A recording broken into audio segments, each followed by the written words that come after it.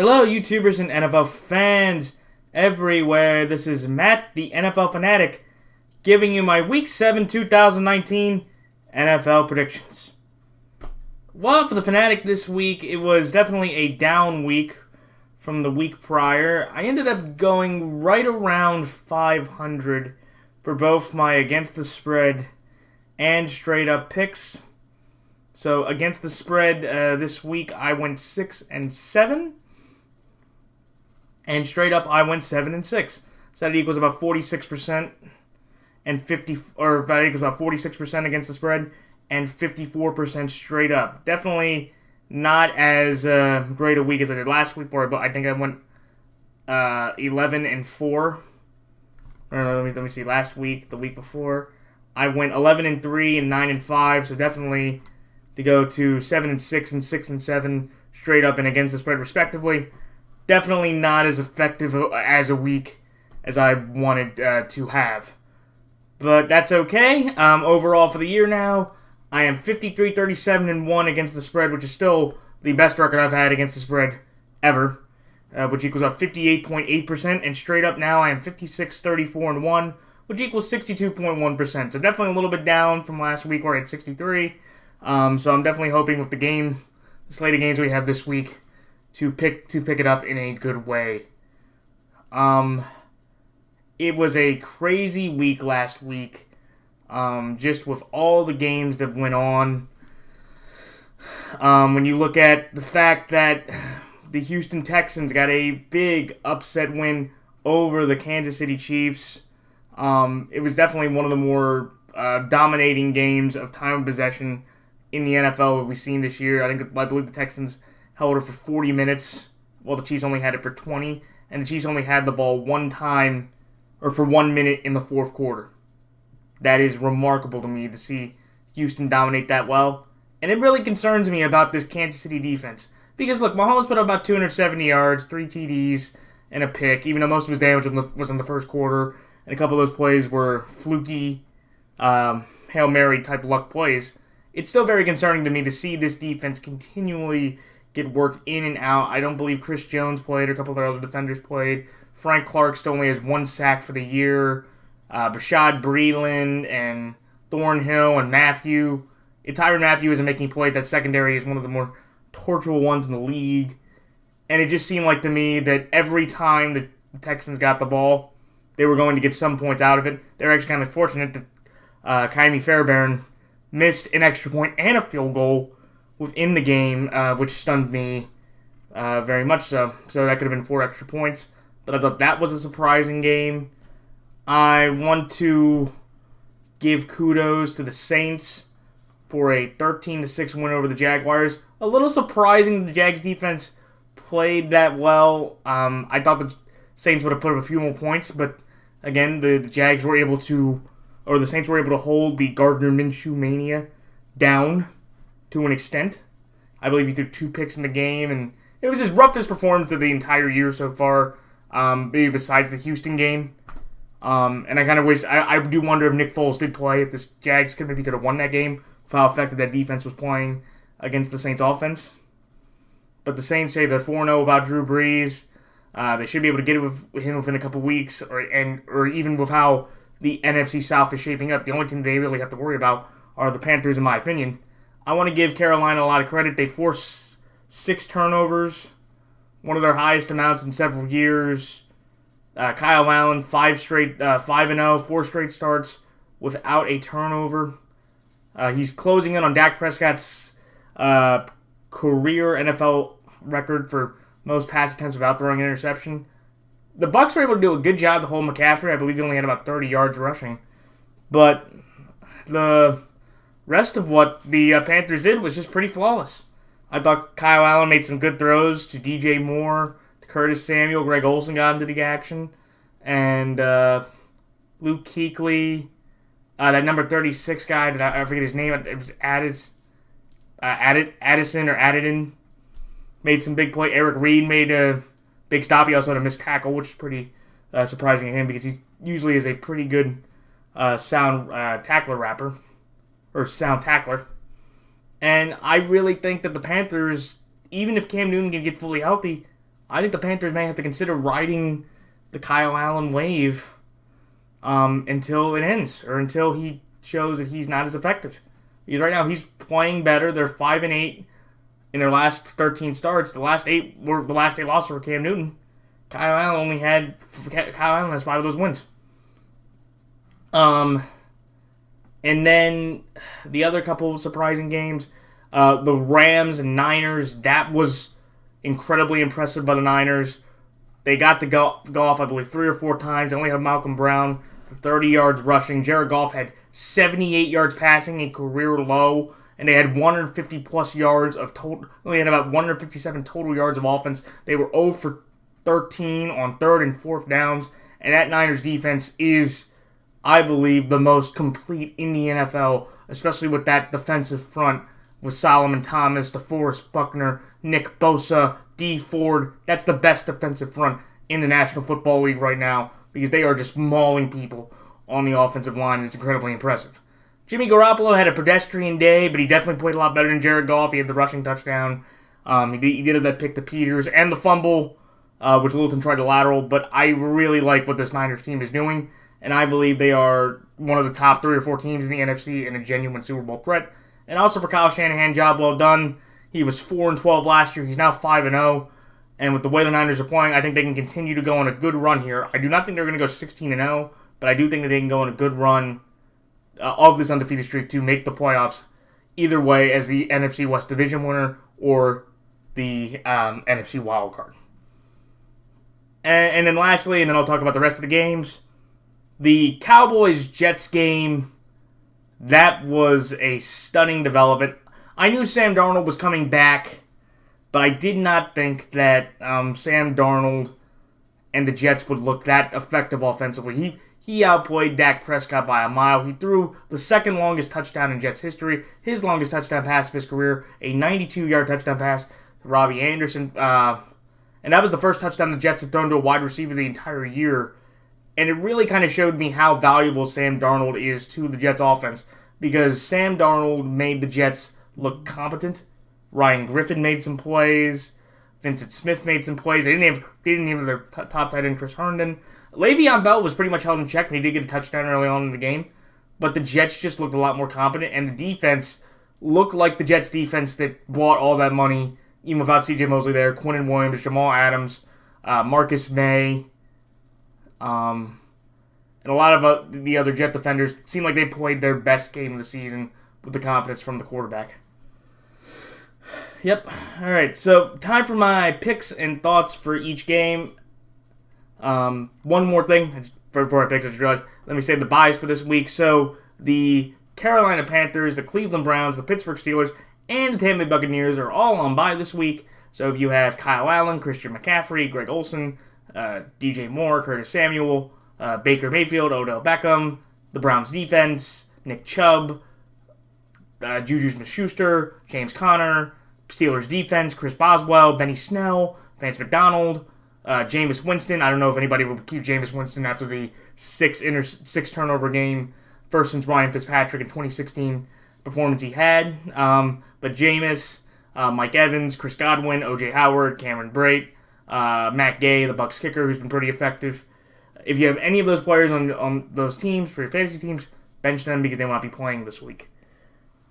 All right, it's time for my picks and thoughts on each game. So this Thursday, when the 4-2 Kansas City Chiefs go to the 2-4 Denver Broncos, the Chiefs are 3.5-point favorites in this game. I like the Chiefs here, minus 3.5, and the Kansas City Chiefs straight up. And then on Sunday, when the 3-3 Los Angeles Rams go to the 1-5 Atlanta Falcons, the LA Rams are 3-point favorites in this game. I like the LA Rams here, minus 3, and the LA Rams straight up. Then the next game, when the 0-5 Miami Dolphins go to the 4-1 Buffalo Bills, the Buffalo Bills are 16.5-point favorites in this game.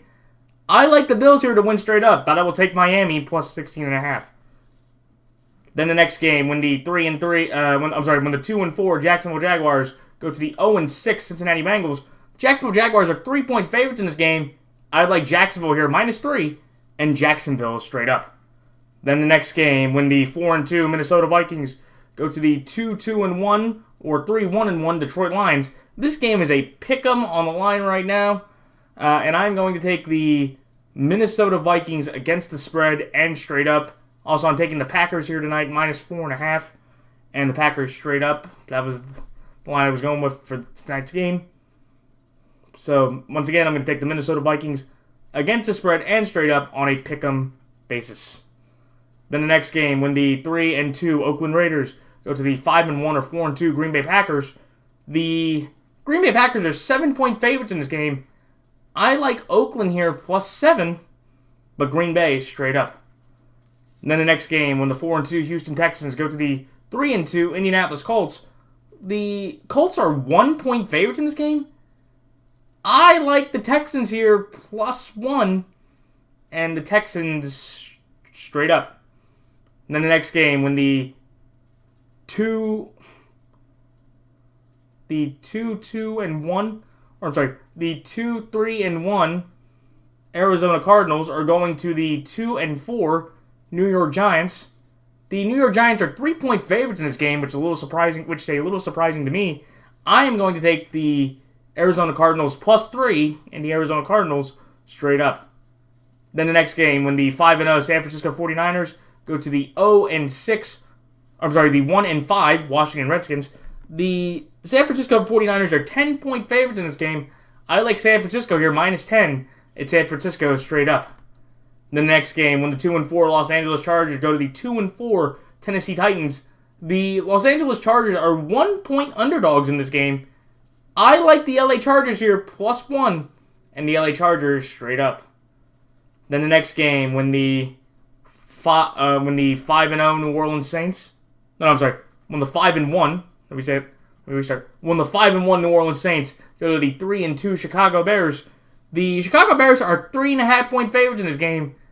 I like the New Orleans Saints here +3.5 and the New Orleans Saints straight up. And then the next game, when the 4-2 Baltimore Ravens go to the 5-1 Seattle Seahawks, the Seattle Seahawks are 4-point favorites in this game.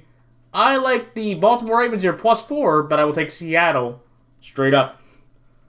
Then the next game, the Sunday night game, when the 3-3 Philadelphia Eagles go to Jerry World, take on the 3-3 Dallas Cowboys. The Dallas Cowboys are 3-point favorites in this game. I like Philadelphia here +3 and Philadelphia straight up. And then finally, for the Monday night game, when the 6-0 New England Patriots go to the 1-4 New York Jets, the New England Patriots are 10-point favorites in this game. I like the New England Patriots here to win straight up, but I will take the New York Jets +10. Alright, so time for my thoughts on each game. The Chiefs over the Denver Broncos. This one is a little tough to me because I've seen the formula over the last 3 weeks with the Lions, the Colts, and the Texans, and I know that Denver is a team that commits to the run. And they have Philip Lindsay, who's done a decent job in his second year. They also have Royce Freeman to try to help run the ball. So I know the Broncos will be able to move the ball on this Chiefs defense. And I know that even though Emmanuel Sanders, I think a big thing that I saw, he was not playing on yesterday. So if he can get healthy, that would be a big help back, but I don't think he will play. So that could just leave Cortland Sutton and Tim Patrick and Jeff Hireman as their main receivers. And I really don't see the Chiefs defense really having an issue defending those receivers. I know Flacco has a big arm, but yesterday, that game was more about the Bronco defense getting pressure on Marcus Mariota. They had 5 sacks all year entering the game. They sacked Mariota and Tannehill combined, I believe, 7 times. So that tells you how, ineffective the Titans' offensive line is. I don't think the Chiefs' offensive line, even though they haven't been playing with Eric Fisher for the last few weeks, I don't think they'll be able to get that much pressure on the Patrick Mahomes. I think Patrick Mahomes can make some plays with his feet that I believe Mariota or Tannehill could not. And I think with Tyreek Hill coming back, we're giving another few days, I think he'll be able to make some big plays on this Broncos defense in terms of big chunk plays with his feet. His arm. I think Travis Kelce should be able to have a effective game against the Broncos secondary. And even though the Chiefs have been struggling, what I see out of Houston and with the talent they have, and Indy with the offensive line they have, I don't think Denver's going to be able to control the clock running the ball like like Houston and Indy were the last 2 weeks, and I don't think they have the horses offensively to be able to move the ball down the field on the Chiefs as effective as those other two teams are. And I just don't trust Joe in the situation, and I think the Chiefs, they know that they're in a little bit of a funk. They have a short week. The Chiefs have won in Denver mostly since Manning's left. I believe they've won all 3 of the meetings in Kansas City or in Denver, so I don't think his team has lost in Denver in a few years. I could be wrong. Somebody could check that. That'd be great. But I just like Kansas City's offense here. I don't trust Denver's offense to be able to produce as much or control the clock as often as Houston and Indianapolis were able to. And I think that'll be the difference in the game. And I don't see just Joe Flacco being able to make enough plays with his legs and his arm to win this game, where the Broncos are going to need, I believe, 27 or 28 points. I don't think they'll be able to reach that. I think the Chiefs can put up 24 to 28 points. And I think they'll get one stop or get Flacco to make one bad decision or one sack to win this game. It should be interesting, but I do want to see how Denver's offense, especially with the last 2 games, 16-0, their first shutout since Week 14, 2017, and with how their season, this team easily could be 4-2, but with everything going on, I just have to go with the Chiefs. I believe in that offense. Mahomes is still one of the better quarterbacks, and they played a Charger team that's a mess and a Titans team that can't score. They're playing a Chiefs team that I don't think getting 16 and 20 will be enough to win in their last couple games. And that's enough for me to go with the Chiefs to stop their 2-game skid and get back on the right track with a win at Denver. All right, so that's all like the Kansas City Chiefs here, -3.5, and the Kansas City Chiefs straight up. The next game, the Rams over the Falcons. This one is pretty simple to me. If you have any defensive struggles or any offensive struggles, play the Atlanta Falcons, because my gosh, is their defense awful. Their defense, like Kyler Murray, though, for 300 yards and 3 touchdowns, and they put up 34 points. He also ran for an additional 30 yards. This defense has basically let everybody they played score up and down the field. I believe they said in the last 13 possessions, they've had like 9 touchdowns and 4 field goals. This defense in Atlanta is awful. It is dog crap. And I know the Rams, look, they just put up their worst offensive effort. They're going into their first 3-game skid under Sean McVay. Jared Goff looks like one of the most worst contract signings you could ever have. I didn't think Todd Gurley, even with his arthritic knee, would be that costly or that valuable to the Rams offense. But if you need the help against your defensive struggles, play the Atlanta Falcons. And it's kind of sad because Matt Ryan's having another Matt Ryan year, even though he's already turned the ball over just as many times as he did last year, if not more.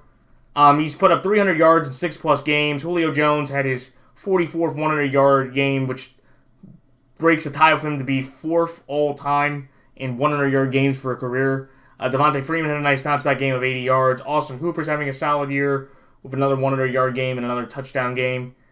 But it just where, as great as Atlanta's offense is, and with the weapons they have and the fact that they can move the ball, this defense could not stop the wind or air moving through your lungs. They are just that bad. And I just can't trust them. And I know with the Rams, have they looked effective? No. But, their defense at least has had 13-point outings, 9-point outings. And even if they have a struggle with the Atlanta offense, I think Jared Goff with Cooks, Kupp, Everett, Higbee, that offensive line, Atlanta really can't get that much of a pass rush either. I think if Jared Goff can say, he can just choose any receiver he wants to and throw up and down on this Atlanta defense. Do I think the game could be competitive? Sure, because I think Atlanta, they at least have shown you that they can put up points and at least get you in a fight.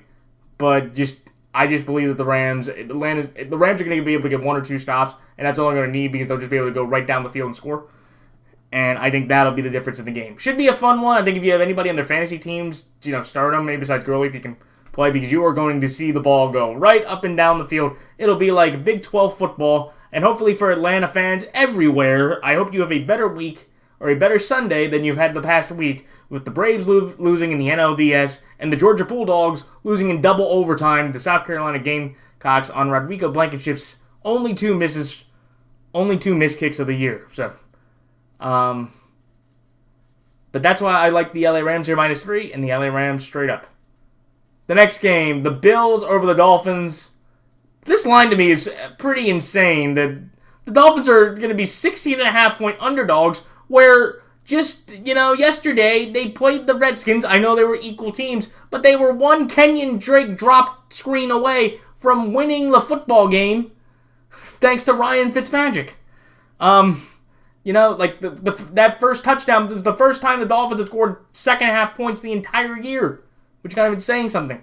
But, I feel like with the Dolphins, they've kind of shown you over the last few weeks, they can be competitive. They can, they're not, quitting outright, yet. They're not. And I just think with the Bills' offense, look, the Bills' defense is third best defense in the National Football League. But the Bills' offense, it leaves something to be desired. Except Frank Gore running for, 75 carries for 333 yards and basically another 6 receptions. Their running game is probably the best part of it because Josh Allen is not having a great year. Josh Allen, he has 5 TDs and 7 picks. He's, the offense has put up their highest total, I believe, was 28. Yeah, their highest total this year was 28 points. Josh Allen has 62.6% completion percentage, 1,122 yards, 5 TDs, and 7 picks. This Bills team, you can't move the ball on them, but the Bills offense, they really can't move the ball on you that much either. So, with that being said, I think the Bills, they'll just be able to shut down Fitzpatrick and that entire offense because there's really nobody on the Dolphins except maybe Preston Williams that really scares you offensively. And I think the Bills, they'll be able to run it well. Robert Foster, they just traded Zay Jones away, but you have Robert Foster, Cole Beasley, John Brown, Tyler Kroft, Duke Williams. You have some running backs and receivers there that Buffalo's going to be kind of in a similar situation they've been in all year. I really like the Bills personally because I think the Bills are a very consistent team. They are, to me, somebody told me yesterday, they are like an off-brand version of the Chicago Bears. They're like the off-brand version of the AFC version of the Chicago Bears, where the defense will keep the Bills in every single football game, but it's the offense that you have to worry about in the fact that they just really can't move the ball. They really can't move the ball that well. They were able to make a couple big plays, but their defense gets some turnovers, and it's hard to watch offensively. But when you're playing Miami, who essentially is in disarray of where you're going to either start Ryan Fitzpatrick or Josh Rosen, who threw another 2 picks, and I think I had about a little bit over 80 yards passing. It's not a good day for Rosen. I believe at this point, any Josh Rosen supporters out there, I think will have to acknowledge to an extent that he is a bust. Because the fact that, look, you could say all you want about Arizona, but the fact that Brian Flores felt that he had to genuinely pull Josh Rosen from playing the Redskins. Okay, this isn't the Patriots or, one of these great teams, or maybe even Dallas, or even the Chargers don't even look as good now after what happened on Sunday, losing to a third-string quarterback. But if you're getting genuinely pulled against the Redskins, this Josh Rosen guy is not really that good. He's not, in my opinion. And I think, look, they're in the 2 sweepstakes. But the reason why I'm taking the Bills is I trust the defense to be able to run the ball. The Bills are going to play Bills football. Score about 14 to 20 points, somewhere around there, and their defense will just clamp everything that the Miami offense has, which basically is Kenyon Drake and Preston Williams, and that's it. And Devontae Parker, they clamp those 3 guys down. They'll get pressure on Fitzpatrick. Fitzmagic will turn to Fitztragic, and the Bills will win this game. But 60.5 points is way too high, especially with how ineffective this Bills offense is. It's going to be, I think, a 17-6, 17-7 game, 17-10 game at the most with the Dolphins. 16.5 is way too many. Let's take the Dolphins here, plus 16.5.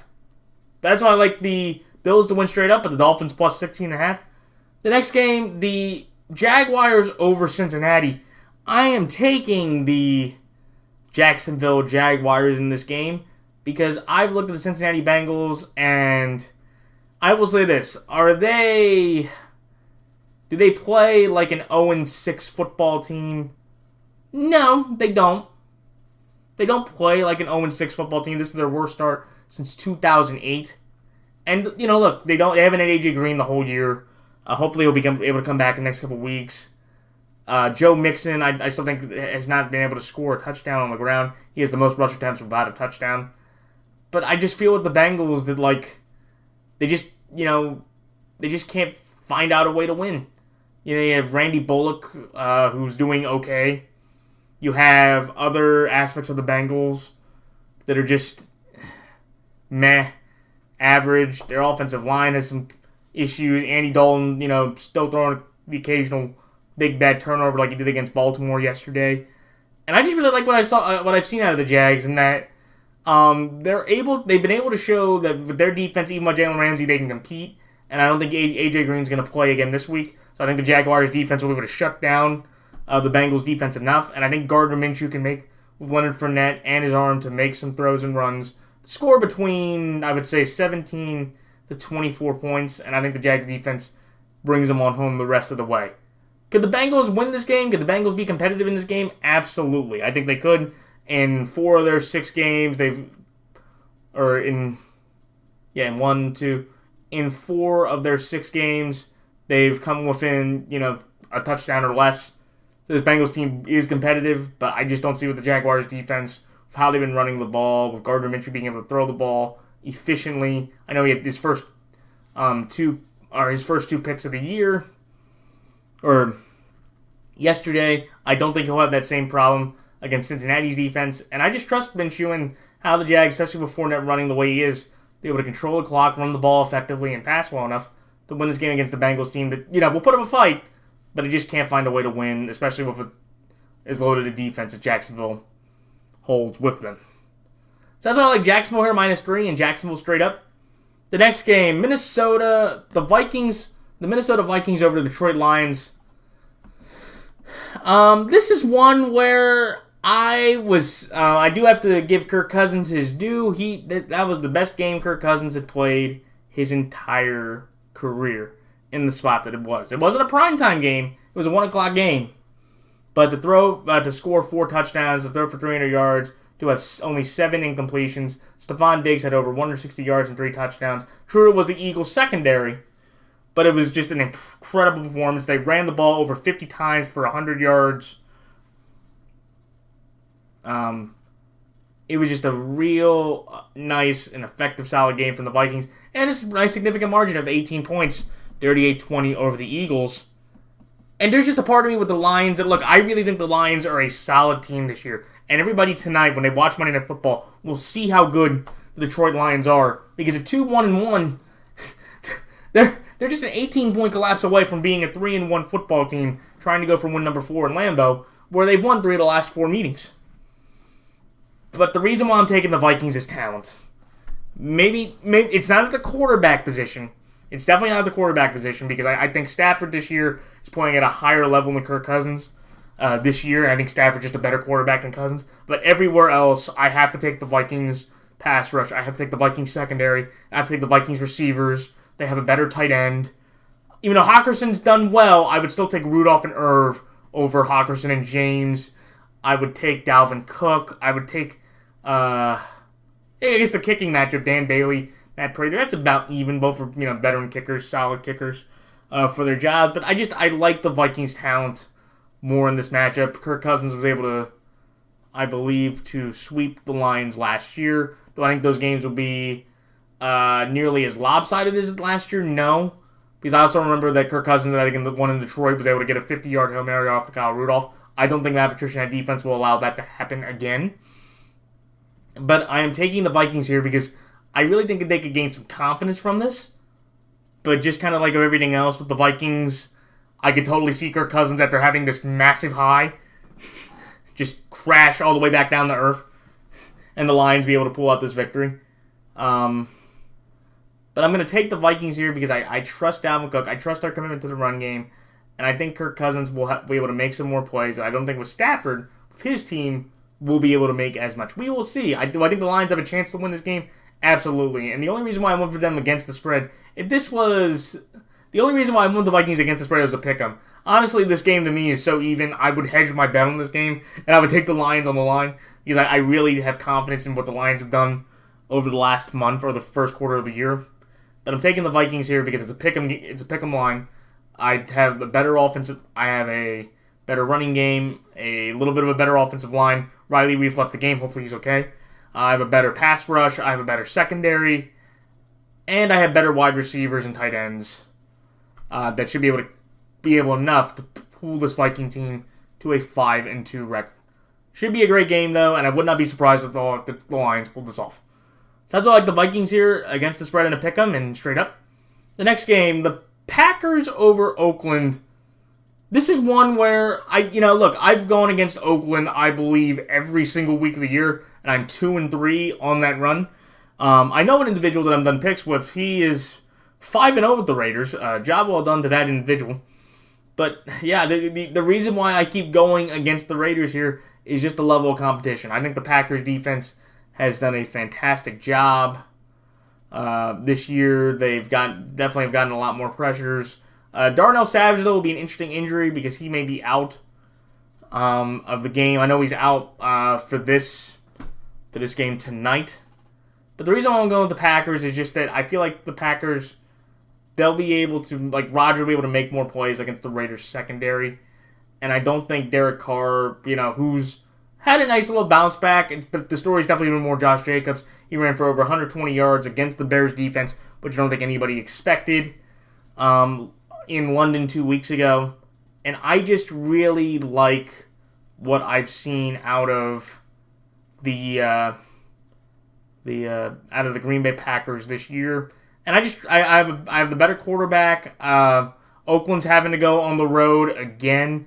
They haven't had a home game, I believe, since week 2. And this is just crazy that they have to keep traveling on the road to these games. And also, I just feel like with the Packers, Rodgers has had a pretty good, record against the Raiders in his career. The couple games he's played, I don't think he's lost to the Raiders in any of those games. And I just think that will continue, even though I think this is the best chance the Raiders have to win in Lambeau in a long time, or at least over the last few years. So that's why I like Oakland here +7, but Green Bay straight up. The next game, the Texans over the Colts. This is one where I feel like for Houston, I went with the better quarterback. Houston, I think that was kind of my bottom line because I look at the Texans and Colts. I think the Colts have a little bit of a better offensive line. The Colts have the better tight end, but the Texans have the better wide receivers. I think Deshaun Watson is an MVP candidate. He has 10 TDs, 3 interceptions. He's also ran for, I believe, 3 touchdowns. They have been able to really, the last 2 weeks, he has not been hit at all, where the year before, remember, he led the league in sacks. So this offensive line has definitely improved a good amount, and if they don't have Darius Leonard back there still, I don't really think the Colts pass rush will be able to get enough pressure, even with Houston leading it on the weak side. I just don't think the Colts will be able to get enough pressure on Deshaun, and Deshaun will just move out of the way to make big plays happen to Fuller and Stills, Akins, Darren Fells, and all the Texans' core weapons. I think the Colts have a chance, yes, because I feel like after they beat Kansas City the way they did, they can go play anybody with that kind of style and be effective. But yeah, this Texans Colts game, it's going to be for first place in the AFC South. The teams last year split these games, and the Colts won the series 2-1 with the wild card win over Houston in the wild card round last year. But I'm going to take Houston here just because I think they have the better quarterback, the better receivers, and I just think of Indy. I don't know if Leonard, Gathers, Kenny Moore, Malik Hooker, I don't know if those guys will be able to play. And I think with those defensive injuries looming for them, I don't think the Colts will be able to match offensively what the Texans can do. And I think the Texans win this one in a good way, just with one more big Deshaun play that the Colts can't stop just due to their injuries. Should be a great game, but I'm taking the Texans. Better quarterback, not as injured defensively And I just really think the Texans have the momentum to get their third straight win. So that's why I like the Texans here, +1, and the Texans straight up. The next game, the Cardinals over the New York Giants. This is one where, honestly, I was really impressed with what Kyler Murray did. He's the first quarterback in his first 6 games to have 300-plus yards passing in 3 of those 6 games. He had a career-high 3 touchdowns. He put up 300 yards, and the Cardinals just looked fantastic all the way around. And from what I saw out of the Giants showed a little bit of promise. They did. They showed a little bit of promise. But honestly, with what the Giants did with Daniel Jones, I have to tell you that I'm not as sold on him as I am with Kyler Murray. This is a battle between the first and 6 overall picks in the draft. And I just really like what the Cardinals have been doing. Do I think Daniel Jones, will he throw 3 interceptions? Will they be that ineffective offensively this time around? No. But I think that the Cardinals will be able to make some plays on the Giants, especially with their running game with David Johnson and Larry and Christian Kirk and Fitzgerald and Kirk and Clay. Yeah, Charles Clay. And all those assets that Arizona has offensively, they'll be able to make some plays on that Giants defense enough to win this game. And I think the Cardinals, this will be the first time in about 2 or 3 years that they have a chance to go on a 3-game win streak, which is very surprising because I don't think anybody expected for them to have a chance to get to 500 through 7 games. But I feel like with how the Cardinals have been playing, they should be able to, outshoot Daniel Jones in a shootout with Kyler Murray at the helm. So that's why I like Arizona here, +3, and the Arizona Cardinals straight up. The next game, the Niners over Washington. This was fairly easy to me. Kudos to Terry McLaurin for his 4-reception, 100-yard game with 2 TDs. Adrian Peterson had his best game as a Redskin this year, getting about, I believe, over 100 yards on the ground. But that was Miami. San Francisco right now is on a whole nother level. They are, to me, the second best team in the NFC and one of the top 5 in the NFL in general. They were entering the Rams game averaging 200 yards rushing on the ground. That's the best in the NFL. And I think I said for the Seahawks, or for the Niners, they're the first team since the 2013 Seahawks to have a top 5 points per game offense, yards offense, and a top 5 defense in points and yards since the 2013 Seahawks, which is incredible to me. And with all the problems the Redskins have had on the offensive line, with Case Keenum coming off a foot injury, with the lack of running game that they have when playing against solid defenses, I don't think this game is going to be particularly close unless Jimmy Garoppolo gives the Redskins at least 1 to 2 turnovers. Then it could be, but I don't see that happening. Jimmy's played pretty much efficient football, and from what I've seen out of the Redskins and how they've been able to run the ball and how their pass defense is, I think Goodwin, Debo, Kittle, who had a phenomenal game with the groin injury they had, that was quite remarkable how well he played. I just really do not have confidence in the Redskins to pull this game out because they beat up Miami. Every other team that they played that had some semblance of a pulse for competitive, maybe besides Philly, they were able to all decisively lose, and I just think that'll happen again with the Niners. So that's why I like the San Francisco 49ers here -10 and the San Francisco 49ers straight up. The next game, the Chargers over the Titans. Man, oh man, this is one where the only reason why, as I've told you over the last couple of weeks, I've hedged my bet with the Titans games. The only reason why I am going with the Chargers is because I know the Chargers can at least score. The Titans got shut out 16-0, and after they put up 43 points in Week 1 against the Browns, They put up a grand total of 55 points after that moment. Would I be surprised if the Titans won this game? Not at all, because this is one of those things where just when everybody counts out the Titans, they'll play one of their best games of the year with Ryan Tannehill at quarterback. But Mariota only threw for 60-plus yards. The offense was lifeless. Derrick Henry couldn't run the ball. I already told you about the offensive line. And the Chargers, they didn't look that great either. Phillip Rivers threw a bad lateral that went backward. Keenan Allen basically got shut out of the offense yesterday against the Steelers, which was surprising. And basically, Hunter Henry was the only one that made any significant contribution to the Chargers offense. Melvin Gordon and Eckler couldn't get anything on the ground. And I think the Titans have a solid run defense that can limit that. But just watching the Titans, even if they don't have Ingram or any of their other pass rushers, they're definitely weak. It's in the secondary with no Derwin or Nazir Adderley. I just don't think the Titans can move the ball offensively. I think they're just in a rut where their talent doesn't match at all, or just Tannehill and Mariota behind one of the worst offensive lines of football. Whoever it is, they just won't be able to have time to throw against Chargers pass rush with Joey Bosa, with Jerry Tillery, with Damian Square, with all these guys in that Chargers front seven. I think they'll be able to generate enough pressure. And I have at least seen Rivers, make some plays and score some points. I don't, in 3 of their last 4 games, they've been held to 7 or fewer points.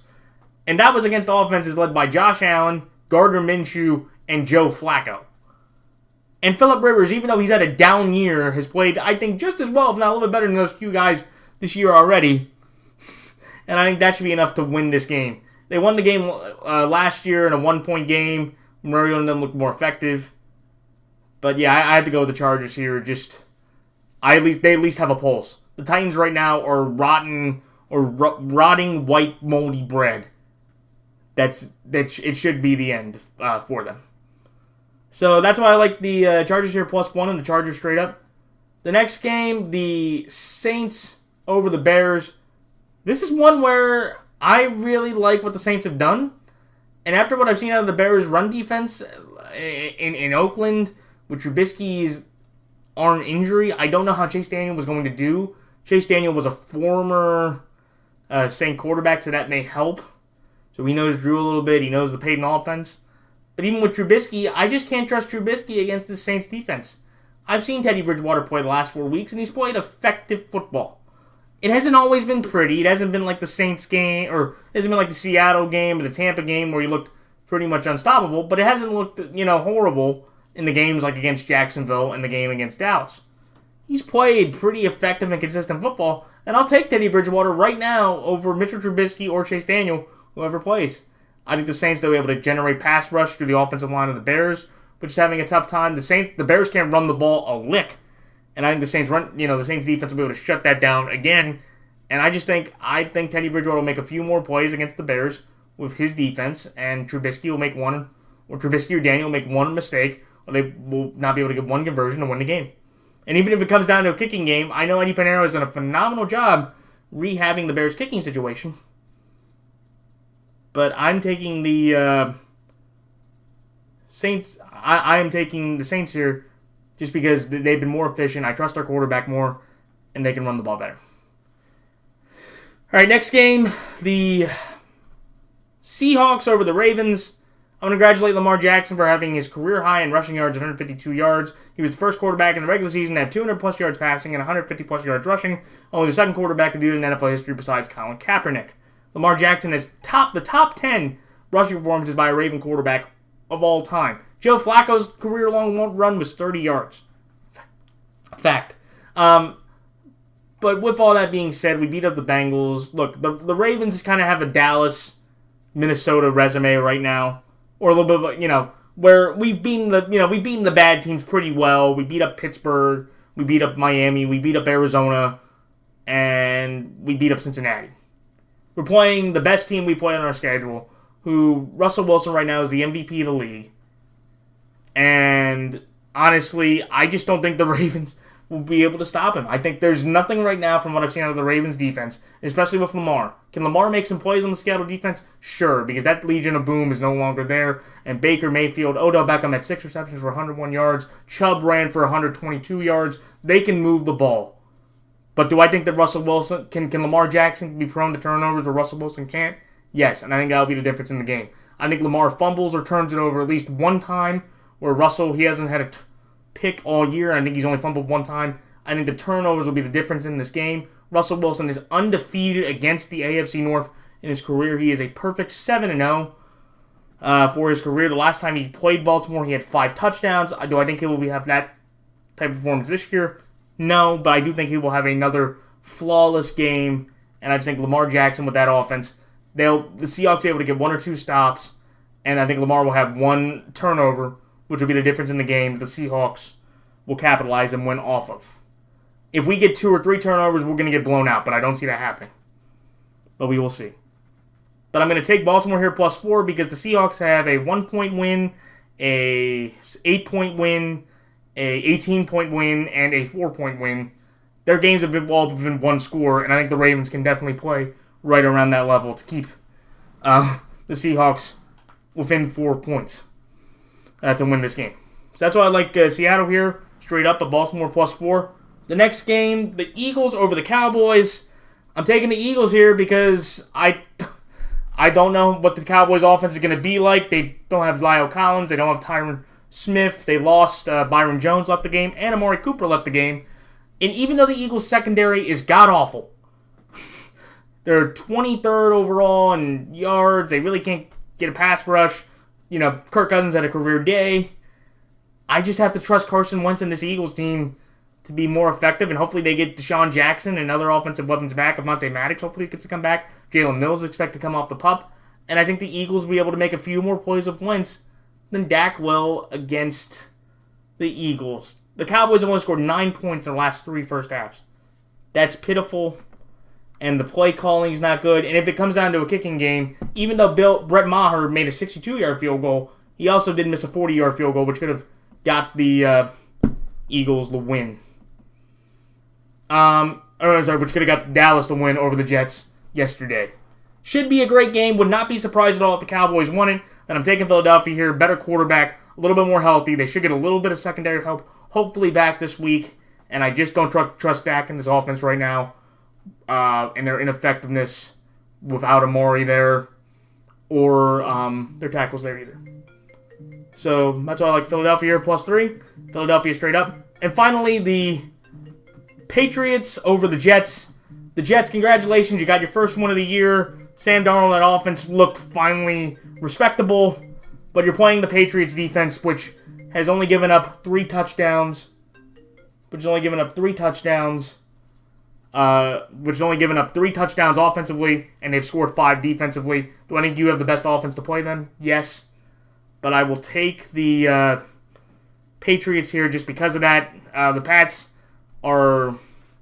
Belichick is 239-70 for his career, and he has an insane record against the Jets. I think they've won 16. They've won 3 straight, and they've won 14, 13, 12, or 14, 12. They've won 7 of the last 9 games in MetLife Stadium against the Jets. I think the Jets can be competitive, and with that Pats offense, I think that'll be interesting to see, especially with the Jets defense motivated. But I'm taking the Patriots here. Stellar defense. Totally different level of talent, and the Pats just slice and dice and do their job and win this game, just playing Patriot football against a Jet team that may feel a little better about themselves, but they're not the Patriots. Nobody in the NFL is the Patriots right now this year at all. So that's why I like the Patriots here to win straight up, but I'll take the Jets +10. So those are my thoughts for this week for all the games. Like, comment, rate, subscribe. Please tell me your thoughts on the games, or tell me your own predictions, or tell me if I got anything wrong, or if you disagree. Let me know. I always love interacting with all my fans. And please check out the great NFL YouTube Prognosticators, and such as Halfmoon's picks, the Electric Show with Stuart Madison, the Redzone Rosano, Gioknows, and all those great prognosticators. And until next time, this is Matthew Fanatic signing off. Until next time, so long.